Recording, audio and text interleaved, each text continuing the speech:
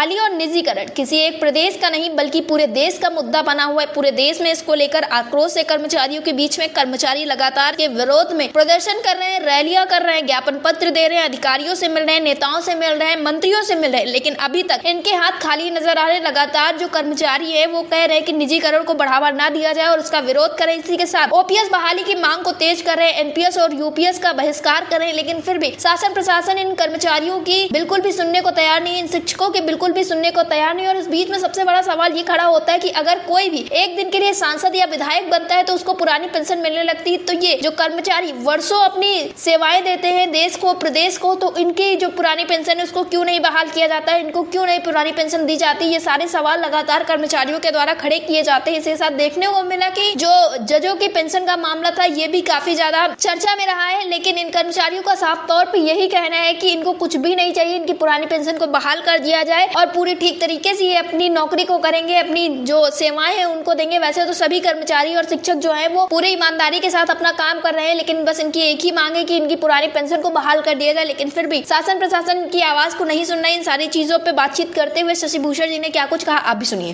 शशि भूषण जी, आपका हमारे चैनल अटल टीवी पे बहुत बहुत स्वागत है। जी मैडम, धन्यवाद। शशि भूषण जी, ऐसा देखा जा रहा है कि पुरानी पेंशन बहाली के साथ साथ निजीकरण का भी काफी ज्यादा विरोध किया जा रहा है और ऐसा कहा जा रहा है कि ओपीएस बहाली में निजीकरण जो है वो एक बहुत बड़ा रोल प्ले कर रहा है इन सब चीजों में, क्योंकि एनपीएस और यूपीएस जो है वो कहीं ना कहीं निजीकरण को भी बढ़ावा दे रहा है। तो इस पर आपकी क्या सोच है, क्या ये सारी चीजें सही है? हाँ बिल्कुल मैडम, ओपीएस खत्म करना ही एक निजीकरण ही है। ओपीएस खत्म करना एक निजीकरण ही है, क्योंकि पहले सरकार पेंशन देती थी, अब सरकार एक हमारे वेतन से कटौती करके किसी निजी कंपनी या निजी एक फर्म जो एक स्वायत्त एजेंसी है EFRDA जिसको दे रही है, तो हमारे पेंशन का भी निजीकरण कर दिया गया हुआ है। और सबका उद्देश्य सिर्फ यही है कि जितने भी पद जो गरीब परिवार से, मध्यम वर्ग परिवार से जो पढ़ने वाले बच्चे हैं तो सरकारी सेवा में आना चाहते हैं, उसको रोका जाए। बहुत बड़ा स्कैम है इस देश में। ऐसा समझा जाए कि जितने भी पूंजीपति लोग, जितने भी जो पढ़ लिख के बहुत आगे निकल चुके हैं, जिनका परिवार सबल हो गया है, उनको इस देश के गरीब परिवार, मध्यम वर्ग से या फिर निचले जो वर्ग हैं उनसे कोई संवेदना नहीं है, कोई मतलब अच्छा भावना नहीं है, तो इसलिए सारा निजीकरण की तरफ जाया जा रहा है। जी शशि भूषण जी, इसी के साथ एक खबर बहुत ज्यादा फैल रही थी जिसमें ये था कि जजों की पेंशन 15,000, इस पर सुप्रीम कोर्ट काफी ज्यादा चिंतित नजर आ रहा है। लेकिन एक बात इसमें यह भी है कि जब कुछ जजों की पेंशन 15,000 रुपए, तो इस पे सुप्रीम कोर्ट चिंतित है, लेकिन देश के 80 लाख कर्मचारी लगातार ओपीएस बहाली की बात करें, फिर भी सरकार, शासन प्रशासन बिल्कुल भी इन सारी चीजों पर संज्ञान नहीं ले रही है। जज वाला मामला मुझे विस्तार से नहीं पता है। मुझे इतना पता है कि इस देश में जजों का जो पेंशन है वो समाप्त नहीं किया गया, उनको तो पुरानी पेंशन मिल ही रहा है। वो कौन से पेंशन में क्या अंतर है वो मैं नहीं उसको पढ़ पाया, ना समझ पाया हूँ अभी तक।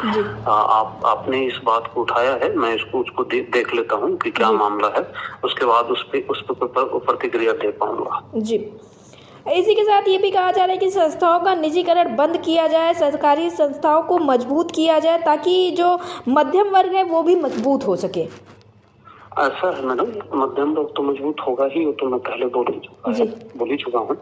एक बात मैं और आपको बताना चाहता हूँ कि कोरोना टाइम में आप देख लें, अगर सरकारी संस्थाएं नहीं होती, सरकारी संस्थान नहीं होता, सरकारी डॉक्टर्स नहीं होते, तो इस देश को कौन बचाता इस विपदा से। एक नई बीमारी थी, भय था, मौत का मंजर था, जब पीक पे चढ़ा था कोरोना का सेकेंड वेव, तो उसमें सिपाही थे सरकारी सेवा वाले, डॉक्टर थे सरकारी सेवा वाले, नर्सेस थी सरकारी सेवा वाले, जितने भी टेक्नीशियन थे सरकारी सेवा वाले। प्राइवेट वाले तो हॉस्पिटल बंद करके अपने घर में अपने दरवाजे बंद कर लिए हुए थे, उनका मोबाइल बंद था मैडम। और उनको जब जरूरत हुआ तो उनको भी सहयोग हम ही लोगों ने पहुंचाया। उनको भी जरूरत जब हुई तो हम ही लोगों ने हॉस्पिटल में उन्हें एडमिट करवाया, एम्बुलेंस भिजवा करके। तो ये एक संदेश है मैडम इस देश के देशवासियों के लिए, सरकार के लिए, हम सब के लिए, कि सरकारी सेवाएं हैं हैं तभी ही लोगों का भरोसा है कि जितनी भी योजनाएं चल रही है वो सुरक्षित चलेगी।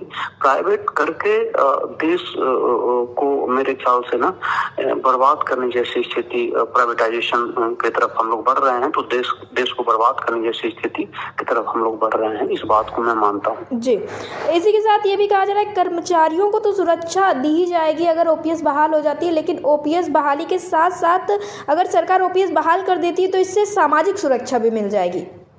सामाजिक सुरक्षा का मामला ही मैडम, जैसे कि आप ये समझें कि कोई 18 साल 19 साल 20 साल के आयु में सेवा में आता है, 22 साल की आयु में सेवा में होता है, तो एकदम चिर युवा होता है। वो अपना पूरा जवानी के बाद वाला जो पार्ट होता है, पूरा जिंदगी सरकारी सेवा में कोरोना जैसा भयावह स्थिति से निपटने में एवं अन्य जितनी भी योजनाएं चल रही है उसको निष्पादन में लगाता है। अब जब उसका शरीर ढल जाता है, ढलान जा जाता है, काम करने योग्य नहीं होता है, तो मुझे जहाँ तक याद है कि जब पूर्व में जब पेंशन दिया जाना था, पूर्व में जब सबसे पहले पेंशन की बात की गई थी, तो उसके मामलों को हम लोग पढ़ते हैं और उसके बाद गौर से देखते हैं। जब पेंशन कमीशन बना था, फर्स्ट पेंशन कमीशन, तो उसके हम लोग अनुशंसा को जब ध्यान से पढ़ते हैं तो उसमें एक समझ में आता है कि हमारा वेतन का एक हिस्सा कम करके दिया जाता है ताकि हमें बुढ़ापा में पेंशन दिया जा सके, जिसको भी यहाँ ठग लिया गया हुआ है। आप समझ लीजिए कि हमारा बुढ़ापा अगर सुरक्षित नहीं होगा, हम आपके यहाँ सब दिन नौकर रहे हैं और आप बुढ़ापा में हमें रोड पे ला के रख देंगे, जब जहाँ जाना है जाइए, तो हमारा तो भाई सामाजिक सुरक्षा तो नहीं मिल पाया ना, हम तो रोड पे आ गए ना। आप हमें सुरक्षा तो नहीं दे पाए कि हमारा बुढ़ापा कैसे बीतेगा, मैं कैसे खाऊंगा, कैसे जीऊंगा, कहाँ रहूंगा, क्योंकि मैंने अपना पूरा जीवन दिया है सरकार को, इस देश के जनता को। तो हमारा जो वेतन आपने दिया, उस वेतन का सारा हिस्सा तो समाप्त हो गया। अब जो कुछ आप पीएफआरडीए में भेज रहे हैं उसकी भी गारंटी नहीं वो लौटेगी कि नहीं लौटेगी, पेंशन तो बहुत दूर की बात है। जी, शशि भूषण जी, अटल टीवी से जुड़ने के लिए धन्यवाद। Thank you.